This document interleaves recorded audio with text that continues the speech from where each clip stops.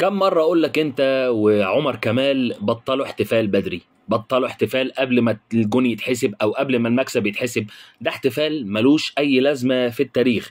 كابتن رامي ربيعة الكرة جت في إيديه وهو عارف إن جت في إيديه، ومع ذلك راح يحتفل. قال لك يمكن الفار ما يجيبهاش زي كل مرة. بس للأسف الفار جابه المرة دي وطلع شغال. والله الفار طلع شغال وجابها، وفعلا الكرة جت في إيديه واتلغى الهدف بتاع البنك الأهلي. تعادل الأهلي والبنك الأهلي، تعادل عادل بنسبة كبيرة. البنك الأهلي ما بيهاجمش، بل واقف في نص ملعبه الشوط الثاني نهائيا.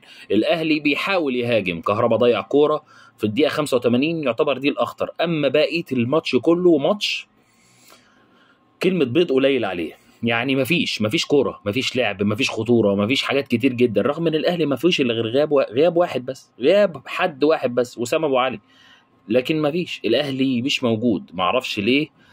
يعني يا ريت سبب فين كولر، فين المدرب، بيعمل ايه بره على الخطوط؟ انا معرفش. مفيش جمل، مفيش اي حاجة. البنك الاهلي واقف دفاع 10/10، مش معدي اي كورة للنادي الاهلي. وتعادل عادل للبنك الاهلي.